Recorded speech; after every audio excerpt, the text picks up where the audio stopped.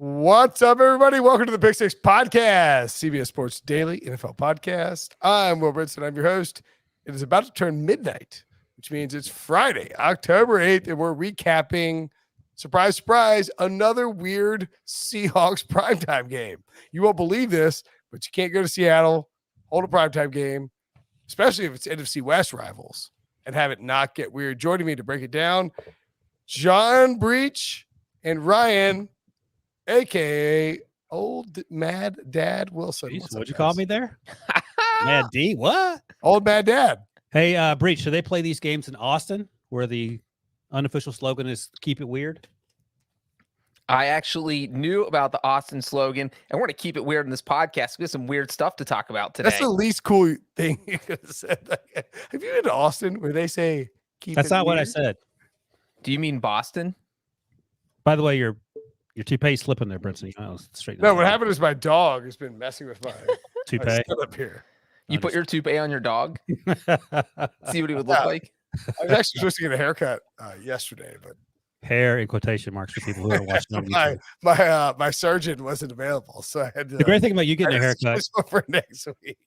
Breech, I don't know if you knew this, but Brinson actually mails his hair into his barber, trims it up, mails it back.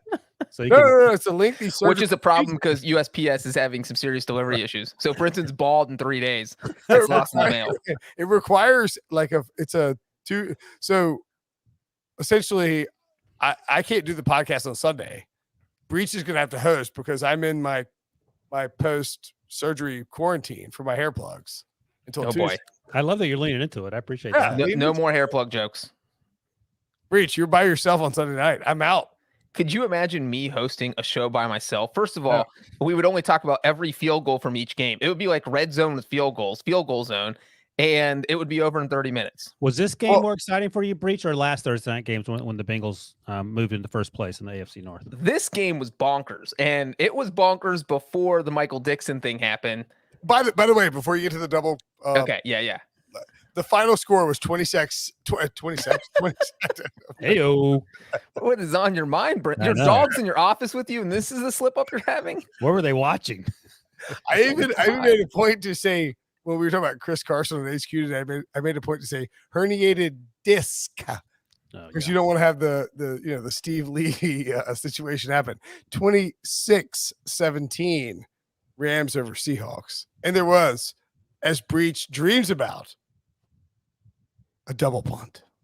The double punt. So if you have not seen a replay of this, you absolutely need to go on Twitter, go on YouTube, go somewhere and go to my Twitter page. I tweeted it out. You have to see this clip. This could have put the game away. This came in the second half. The Seahawks had the ball and they were trailing. What were they trailing? They're trailing 16-7. But I'm not sure the single punt would have put it away, but there was a double punt in front of the line of scrimmage. Well, no, hold on. Let me finish. Because so the Rams block the punt. If the Rams recover it at like the Seahawks 8-yard line and score, it's game over. Breech, by the way, just let me know quickly. Jameer Jones blocked the punt, recently cut by the Steelers. So they don't need him. Clearly, the Steelers do not need a guy who knows how to block punts because they are very successful right now. You're correct, Wilson. So it is. So the Seahawks are punting. Jameer Jones blocks this punt. If the Rams recover it, they're at like the 10-yard line for Seattle. They're going to get at least a field goal. The game is over because the Seahawks were already trailing 16-7 at that point. And you know what? Instead, Michael Dixon picks it up, thinks about running for the first down, then says, I'm the slowest guy on the field right now. Hell no, I'm not running for this first down. So he punts it again, his second punt on the play, and it goes 68 yards and lands at the Rams' 11-yard line. So instead of getting the ball at Seattle's 10-yard line, all of a sudden the Rams get it at their own 11. But this caused total chaos because nobody knew if a double punt was legal. Mike Pereira is – yeah, go, Brinson. No, I was actually Breech. I know I don't want to put you on the spot here, but we already asked. I would assume that this is the single greatest double punt of all time. Oh, I can't even think of another instance. I was like combing through the rule book. I've never looked up the double punt in the NFL rule book. And so you have Mike Pereira. Mike Pereira was like, obviously that's illegal, Joe. He can't do that. It's going to be a foul. It's coming back. And they come back. They're like, it is first down, Rams ball on the 4-yard line, or they may take a 10-yard penalty. Sean McVay was so confused. He didn't know. And we love to bash Prisco in here. Sean McVay didn't know he could have challenged it, that he was beyond the line of scrimmage and would have forced him to, it would have been a penalty for an illegal forward. So hold on. So this keeps going. So hold on. So when they threw the flag, they said, either the Seahawks can punt over or the Rams can have 10 yards added on to where the ball landed at the 11-yard line. So then they would ball at the 21. If you're the Rams, you would have picked for them to punt over. But then they waved off the flag. They said, this isn't a penalty and it's your ball, LA. And the reason they waved off the flag, Brinson, go. No. Go ahead. Yeah. So clearly there was someone in the ref's ear saying, all right, we just went through our own rule book. We didn't even know this rule existed, but this is not a penalty and you're waving off the flag. But again, I don't want to give Pete Prisco credit, but he was right. The flag, the initial flag was for the double kick, right? Which was illegal. They thought was illegal, but he actually did go past the line of scrimmage and kick the ball. No, so he should have challenged it, which would have moved it back, right? If he had challenged it, I do not think he would have won. I think Michael Dixon did this punt legally. So the line of scrimmage was the 21-yard line. I shared this picture with you guys in Slack, and I shared it. Up a dunk for Pete right here. Go ahead. I shared it on Twitter. So it is like everybody knows the quarterback rule. If they just have a finger behind the line of scrimmage, they are legally behind the line of scrimmage, and the pass counts. So their whole body could be past the line of scrimmage, but if their hand is behind it at the release point, and the same rule applies to punters. So if any part of the punter's body is behind the line of scrimmage, so Dixon's kicking foot was clearly in front of the line of scrimmage, but his body was like leaning backwards because he had kind of picked it up. And so I think that, and there was a ref right there staring down the line of scrimmage, and I do think he was actually behind the line of scrimmage by about 2 inches. So after the game, Sean McVay actually said, he was asked about it, of course. Oh, right. Before you continue, just to be clear, Pete Prisco was dead wrong, right? Oh, what a big jam! Wallace took it in his hands and said, up and away, Dipsy-doo, Dunkaroo. All right, you got it? Yep. Yeah, Sean was asked about it after the game, and he said they called New York, and that's why they threw the flag initially, and then they picked it up because whoever replaced our guy Al Riveron somehow knew this rule that you tweeted out that Debo has on YouTube if you're watching right now. And Sean McVay, like everyone else on planet Earth, including Breech, who in confidence said he didn't know the rule. He said, I didn't know what the hell was going on there. And not only that, we got the ball at the -10, which is insane. You mentioned the 68-yard punt. But Breech, you're actually underselling how athletic Michael Dixon is. You said he was the slowest.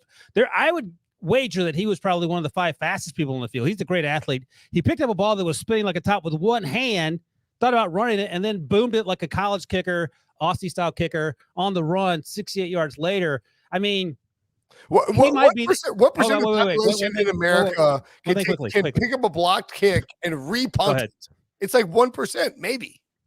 I was going to say, before Brinson had to get that point in, he might have been that game's MVP.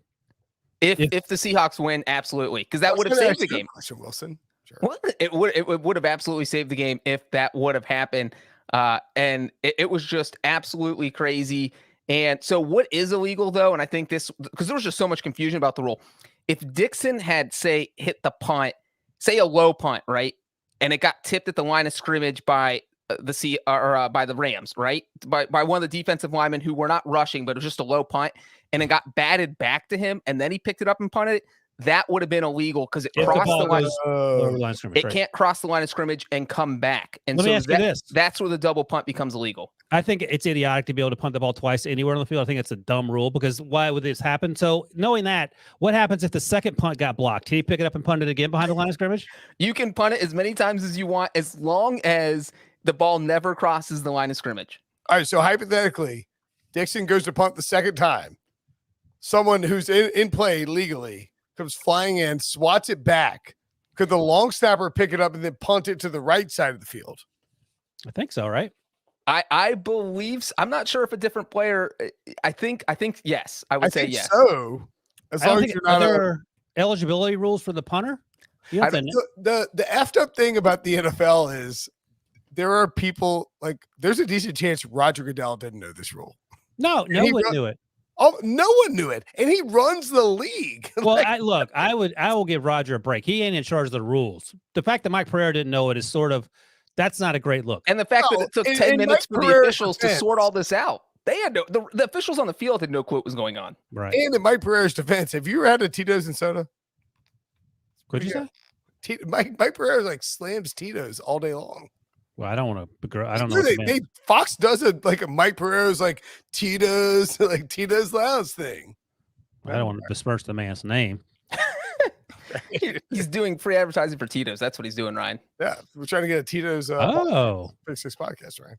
Anyway, I do love Tito's. Tito's is very good. Vodka for dog people, they say. That's what they say. I've never heard anyone say that. That's literally Tito's slogan, guys. I'm with Breech. Okay. You know, okay. Wilson. All right. Anywho, fun fact: Tito's keeps it weird. They're from Austin, Texas. Boom. Yes. The podcast just went full circle.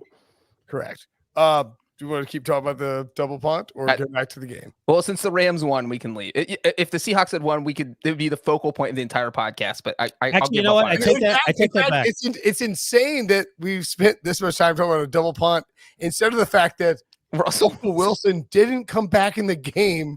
Well, I was going to say, if I did initially said Dixon would have been the MVP if they won the game, but it would have had to have been Geno Smith based on the way he played. Geno Smith, what a performance! And it was that interception, by the way. You knew it was coming. There's going to be an interception at some point, but that actually wasn't his fault. Tyler Lockett fell down, got tripped up by Jordan Fuller. That's not. It shouldn't have been flagged. Right. But before we get to the what Geno did and how Geno looked, it is important to note that earlier this week or last week we talked about. You yelled at me about Trey Lance, and we talked about who would you be predicting first place or last place in the NFC West? Mm-hmm. I didn't yell at you, but go ahead. Oh, sure, whatever. On a scale of 1 to 10, where would you put your concern for the Seahawks based on Russell Wilson's finger, Wilson? Russell Wilson's finger, Wilson. Yeah, that didn't sound great. I said I would have gone to Russell Wilson's finger. I love Russell Wilson's finger, Wilson. So let me find it. Here's the schedule. So here's the deal. Terrible band name. Yeah. No one has seen Russell Wilson's finger, Wilson. So the Seahawks are 2-3, not great. I still think they're in better shape than let's see. Pete Carroll characterized Russell Wilson's injury as a badly sprained finger. One of the great healers. I don't know what that means. We'll see how it means. He drinks the nano bubbles. Was he a freaking carny? So yeah, they have 10 days. They're 2-3, not great. I still feel better about them than I do about San Francisco. I don't know what Jimmy G's calf situation is, and we talked about Trey Lance in the last podcast. And the defense actually played a little better for the Seahawks tonight, so that's good news. But here's the bad news: if you don't have Russ Wilson, you're at Pittsburgh. I mean, that's a game you can certainly win. New Orleans and then Jacksonville.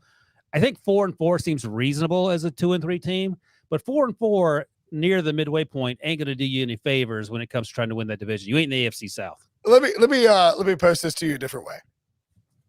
You got $1 million. You're gonna lose it one way or another. You either got to predict, and if you lose, you die. So double loss.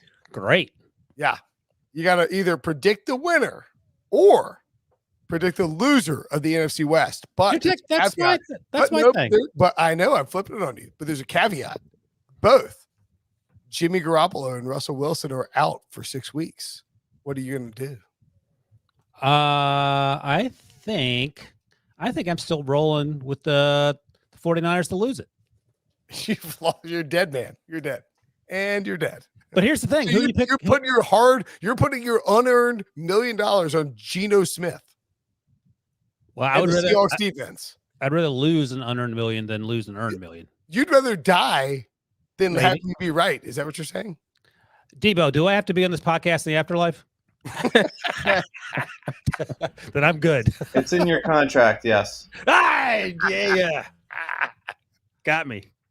But seriously, I mean, if well, here, let me tell you what my concern is. I don't you didn't trust. Come back in. That's a big problem. No, I don't disagree. This isn't easy, even though I said it quickly. I don't trust Kyler Murray to stay healthy, and that's no fault of his own. That's just the fact that he's 5'11". And then I don't trust. There were some questionable sort of decisions the last 2 weeks in terms of what the Sean McVay offense has been doing. Maybe part of that is Matthew Stafford. Matthew Stafford might have a broken finger too. That's my point. So I don't know which way are you going then. I would take if somebody told me Russ is missing 6 weeks, I'm taking the Seahawks to finish last. But Geno wait, Smith, wait. Let's clear something up. We do not know how long Russell Wilson is going to be. No. I'm saying right. And we don't know if his finger is sprained. We don't know if he dislocated. We don't. Pete Carroll said sprained, but it could be dislocated. It could be broken. They're just trying to downplay it. This is a good one. All right.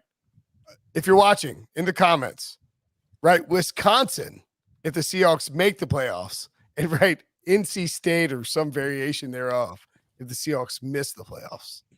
I'm assuming it'll be a barrage of NC State just to troll me, but we don't know how long it'll be. Let me offer you one more thing too. No, look, they didn't bring it back in the entire game. No, I get that, but one more thing before you make your decision and Breech as well. I was blown, and maybe Geno Smith just caught lightning in a bottle, but he played better over 4 drives than Trey Lance has played, and that's truth. I thought you were going to say during his entire career with the Jets. No, I mean, if you want to do a head-to-head $50 battle on Trey Lance versus Geno Smith, this is your hypothetical. I'll take that. This is your hypothetical. I'm just trying to appease the guy who's running the show here. All right. Well, who are you going with? I mean, I take the Seahawks to finish last. All right, Breech. If Russell Wilson is out for how long? Hypothetically, 6 weeks. I would bet, dude, Russell Wilson's middle finger was bent in a way it's never been bent in his entire life. Just wasn't like that. Wasn't like he was bent the other way. He's a quarterback who throws with his right hand. With Russell out 6 weeks, their best case scenario for the next 6 weeks would be 3-2. Yeah, and so that keeps him alive. Pretty generous with Geno Smith. All they need to do is finish in third, Breech. So the question to you is: Are you picking the winner or the loser? 3 and firing squad is what happens if you get it wrong. I am taking the Seahawks as the 4th place team. Okay, that's fine. And I don't think Russell will be out that long. But the reason I asked that is he was out a long time. Can Matthew Stafford, first quarter Matthew Stafford, be on that firing squad? Just he'd be missing me with the bullets. They'd all be going over my head. Left up his finger too and came back in and kept firing. Yeah, before he got injured though, he was struggling. He was airmailing passes in the first quarter. The first 2 third downs, he missed a wide open Cooper Kupp and a wide open Van Jefferson. It was ugly. This is not a question about a quarterback's toughness. This is when we talk about these injuries, huge game tonight, right? For the Seahawks. We agree on that, right? Well, yeah, it's huge for both teams. What do you mean? How long did Geno came in and they never brought Russell back in? His leg wasn't shattered. Pete Carroll said he couldn't grip the ball. Yeah, he couldn't throw the ball. Well, that's a problem for the long haul, guys. Well, we don't know how long it's going. If it's dislocated and they put it back in, it might be better by Thursday. Let's remember, by the way, 2 weeks ago, you said, oh my God, Christian McCaffrey, that's real serious. They announced him out. He's going to play this week. So we don't know. That's true. I'll take that L. And he has 10 days to heal. He has 10 days to heal. So Christian McCaffrey dies at the field Sunday. That's on you. Your hand. And by the way, they're playing the Steelers. So Geno Smith could get his first win since 20 whenever. So they're fine. I thought Geno Smith looked good for the record. He looked awesome. He looked amazing. Now look, I don't expect him to play this way. Should he have to play next time or the next 2 or 3 times? I mean, do we agree that Russell Wilson not being able to grip the Breech, that's not a Breech can grip the football and he has size 2 hands. That says Rawlings on it. That's not an NFL football. It is not an NFL football. I am just pointing out that a quarterback, a middle finger is a Nerf football. This is not a Nerf football. It's a college size football. And all I'm doing is showing you guys that it's like you won't believe. Look at how big my hands are. Like, what are you doing? Middle finger is important to throw it. Like if it was his pinky, you can kind of get away with it, but your middle finger controls so much of the throw that, if it's not working, it's going to be tough for him to play. So the Bengals go 3-1. Bunch of special teams things happen, and suddenly Breech is a quarterback expert. Got it. I'm just showing you. I got the football out. To show you. Oh, he missed. Oh, and he may have pulled a hamstring or a muscle, and there is complete elation. But I got a doctorate from an online university last night, Ryan. Last night. Congratulations. Thank you. Congratulations. Oh, mercy. Yeah, I don't think Russ is going to be out that long because he's tough and he's a quick healer, as Pete Carroll noted. And yeah, the reason he didn't come back in is just because he couldn't hold the football, as Breech noted. And he did try to throw it, and that was a weird looking sort of quick screen he threw on one of the first few series in the second half after he got hurt. So, I mean, Geno Smith gave them the best chance to win, and that's how they ended up in that situation. I'm just saying the idea that game was that close and Russell didn't come back in gives me pause about Russell Wilson's injury. Speaking of pauses, let's take a break. When we come back, maybe we'll talk about Hall of Famer, future Hall of Famer, Matthew Stafford. Me. I don't know how everyone got a shot at it on being a Hall of Famer there, but Matthew Stafford didn't quit when his finger got hurt. No. Taped it up, went back in, and won a football game like a Hall of Famer would. Breech. He did. Look, hey, Matthew Stafford played an awesome second half. I was a little bit worried about him in the first half. Like Ryan and I were saying, those first 2 drives, he was airmailing a few passes, missed some wide open receivers. The third drive, he threw the ugliest interception, called the interception, top prop bet. Even though he's Brinson's Hall of Famer. No, that was not an ugly interception. Well, if you're trying to throw a ball away and it gets intercepted, that's ugly. Brinson, that's ugly. It was pretty ugly. If you're throwing the ball away and it gets intercepted, that's ugly. If you watch the All-22 Diggs, who's this boy from Detroit, baited him into it. Why don't you just throw the ball out of into the stands? Like, what's your point? Was he throwing it away or not? Out of bounds because he's rolled out of the pocket. What did Diggs bait him into? He was throwing it out of bounds. There's nothing. Did you see the end zone shot? It was a bad throw. It was a bad throw. No, it was a great play, great defensive play. But wait a second, Hall of Fame defensive play. Where was the ball? Hall of Fame now too. I think Brinson's just trolling. The ball was there was no one there to catch the ball, so clearly it was a terrible throw. He thought he was lobbing it over the receiver into a dead space. And Diggs made a play. But here's the thing: he has a Hall of Fame arm. But if you're throwing it to dead space in the end zone, you just throw it out of the end zone. You don't even leave it in the field of play. So it was a bad decision. If it's a good throw, it was a bad mistake, not a bad decision. Terrible decision. Okay. So either way, he looked bad in the first 2 drives, then throws that interception on the third drive, and his first half was just kind of ugly. But then I don't know if Sean McVay was like, "We're going to trade you back to Detroit for Jared Goff" or something. The finger. I don't know what happened in the second half, but they came out that first drive, the crazy pass to Deshaun Jackson, which he actually underthrew, and Jackson just made a fantastic play. And once they got that like kick-started that Rams offense, and they couldn't miss. I mean, Stafford started going to Robert Woods all the time. And, it was actually crazy to see Deshaun run out of gas on 5 years ago, Deshaun scores in that touchdown, beats everyone in the end zone by 6 yards. On this one, he gets tackled at like the 20. Well, he ran out of bounds. That's the third time Stafford's underthrown Jackson this season. By the way, Robert Woods is for fantasy and gambling purposes, that's twice this year, where McVay has come out and talked about giving a guy targets the next game. Deshaun Jackson went nuts. And then this game, he talked about giving Robert Woods targets, 14 targets, 12 catches, 150 yards. Here's the thing. Maybe the defensive coordinator of the other team should listen to Sean McVay's press conferences. Probably. Because 12 of 14, 150, as just mentioned. And he was tearing people up. Stafford also underthrew Kupp in the second half, where Kupp had to slide to catch it. It would have been a touchdown if he stayed up for that. But look, he clearly was playing with 9.5 fingers. So credit to him for toughing it out. Sean McVay talked about that after the game. I mean, if I'm the Rams, the thing is, he didn't play. Look, the stats say he played pretty well. 365 yards, 25 of 37. But I'd give his grade like a B- for the game. Yeah, that's fine. Yeah. And a lot that minus has to do with him not being 100% healthy. That's fine too. Yeah, absolutely. I mean, they're playing back-to-back NFC West huge games, and they went 1-1. It's fine. Yeah. You lose at home to the Cardinals. Win on the road at the Rams. I mean, excuse me, the Seahawks. By the way, last year, I was going to say that Jalen versus DK Metcalf, like their matchups, 8 targets, 4 catches, 44 yards. DK was 5 for 5 for 98 with 2 touchdowns tonight, and 3 of those, I believe, came against. Yeah, because Jalen's playing more in the slot this year with Raheem Morris. Yeah, but two of those matchups, the first 2 were man to man with DK, and DK won them both. You know who had a rough night for the Rams? Who? Matt Gay, their kicker. He had the kind of night where Sean McVay is going to go to the special teams coach like, "Hey, what's up, man? We've been cycling through kickers. So I need to find someone."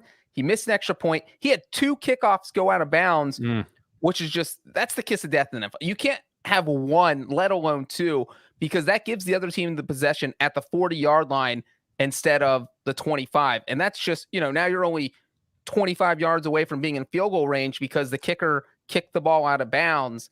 And that's just, there's no pressure on you when you're kicking off. So That is an ugly, ugly mistake for a kicker to make.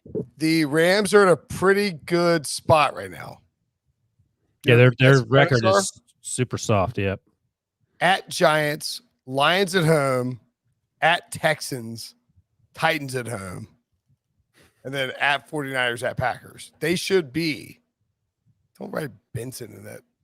Shit, again. God, y'all are a bunch of Mr. dudes. Sea Otters. That's a great name. They should be worst case. I mean, seriously, 6-2, worst case after that stretch. I mean, We're laughing at the comments. no, I know what we're laughing at. Well, No, the the people Seahawks, who aren't watching on meanwhile. YouTube don't know. Yeah, right. People listening on the actual podcast don't know. Seahawks, meanwhile, at the Steelers in 2 weeks. Wait. The Rams, I got a bold prediction. You just read the schedule. I think they lose one of their next 3. Giants, Lions, Texans. Is it going to be the Jared Goff revenge game? As How's that Brinson a bold prediction? Because Oh, one of those the are next all 3, bad. not one of the next 4. No, Giants, Lions, Texans. I think they lose one of those 3. That's Do you pretty think? bold. Do you think they lose one of those 3? I don't. Okay, well there you go. That's I think they either go cross country and lose to the Giants or lose the Jared Goff revenge See, game. this is how Breech thinks, Wilson. He's so far ahead of the curve. He's already predicting his headline for Jared Goff gets revenge over Rams. With Lions. See? Oh, Yeah. my God. He's so predictable. You By the never way, know. I Sean don't know if you McVay, call him a click. clown. There you go. Click clown. That should be what it is. By the way, Sean McVay A promiscuous click clown. Sean McVay opened his press conference by saying, yeah, we got a nice little mini buy. And all I could think was that's what Urban Meyer tried to say when he stayed back. So hopefully Sean McVay is not I mean, saying Urban set his mini buy on fire until Wednesday. Good Lord. All right, so the Seahawks at the Steelers, Saints at home, Jaguars at home, at the Packers. Ooh, oy, oy, oy. I mean, that could be Could be bad or it could be. There's 1 in 3 potential there if Russ is hurt. Yeah, I feel like Geno Smith is going to go into Pittsburgh and teach the Steelers a lesson. The No Saints way. offense is dog doo-doo with Jameis. I mean, it was fun for a game and a half. But yeah, but this Saints defense is good. I mean, You're predicting a Geno Smith upset of both the Steelers If and Geno's the their Saints? quarterback, they're not going 3-0 in that stretch. Or 4-0. And I think it's crazy that I didn't see the Packers. Thought we were stopping at the bye, but yeah, they're not going 4-0. Let's just take I'd the say 3. 2-2. I think 2-1 is a huge win if you have Geno Smith for at Steelers at versus Saints. yeah, no. Versus If you come out of that 4-4, you're 4-4, which is actually pretty good. Overall, yeah. Yeah, 4-4 overall. But you're not playing the AFC South, so it doesn't matter. You could Ryan, be. I want to ask you a question. Yeah. On Monday, the NFL had the option of flexing the Steelers Seahawks game out of Sunday night, the Week 6 one. Yeah. Would you have, knowing They didn't? how the Steelers offense is, would you have flexed them out? We have On to Sunday watch night. that game? At the time, it was 1-3 Steelers versus 2-2 Seahawks. 100%. Why would you want to Disgusting. subject them And onto so that? now they're going to have the Steelers' crappy offense against possibly Geno Smith because they And didn't flex maybe it out. Mason Rudolph could be playing at that point. So it could be Mason. I hope it's Mason Rudolph. All right, I want to give you the games they could have flexed out. I assume any of these games, right? Cardinals, Browns. That would've been So wait fun. a second. This is next Sunday night? No, this is Week 6. Week 6, yeah. Cardinals at Browns. Cowboys at Patriots. Oh my, Yeah, that's that's probably a the home. protected game. Yeah, it has to be. That's the thing. Packers at Bears. Yeah. I mean, Chargers at Ravens. yeah, I don't, but that Breech I knows think who's. any of these games over Russ at Dead Ben. No, Geno at Or Mason. Geno at Dead Ben. Cardinals Browns. The Cardinals Browns would have been the game. Cardinals Browns is a freebie. You never get to flex Cardinals Browns. That's true. But nope. Baker isn't 100%. We're getting What does that Geno versus Mason Rudolph. Would you Who? trade Give me your Yes. power ranking. Yes. Baker Mayfield, bomb left shoulder. Geno Smith, Hmm. current Ben Roethlisberger. In the order that you just said them, Baker, Geno, Ben. Did you see Geno play tonight? He pushed the ball. He threw for more yards down the field, air No, yards. I agree completely with you. Yeah. No, I want you could lop off like Baker's left arm. And his right. And I was Geno only played for 1.5 quarters. He threw for 131 yards. Russ played for 2.5 and threw for 152. Man, the 3 drives after the second half for Well, Russell. you know what's 16 crazy? yards. If you would ask me at the end of the first quarter who was going to win this game, I would have said the Seahawks by a touchdown. They dominated.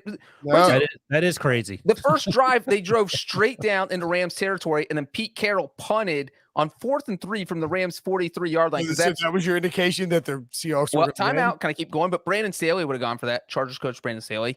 And then What do the Chargers have to do with this? well, I'm telling you that you shouldn't punt on 4th and 3 from Wait, did they punt? your Or opponent. I mean, you do know you're saying the Seahawks should win, and their coach is Pete Carroll. They who went for always it. punts. No, the that was the 43. first possession, Ryan. The second Oh, okay. possession, they went for it on 4th and 2 from the Rams And they ran 29-yard line. Alex Collins up the middle. Well, I'm saying they were going up and down the field the first 2 possessions and couldn't finish a drive, and the Rams couldn't do anything. So your argument is that they punted from the 43. My argument is that they ran drove Alex up and Collins down up the the middle on field, the and 4th Matthew and 3. Stafford was overthrowing everyone on the first 2 possessions for each team. Yeah, that's true. Overruled. Whoa! Oh! All right. Great stuff on the Seahawks Rams game. Just the key is you don't let Breech finish your sentence. Move on.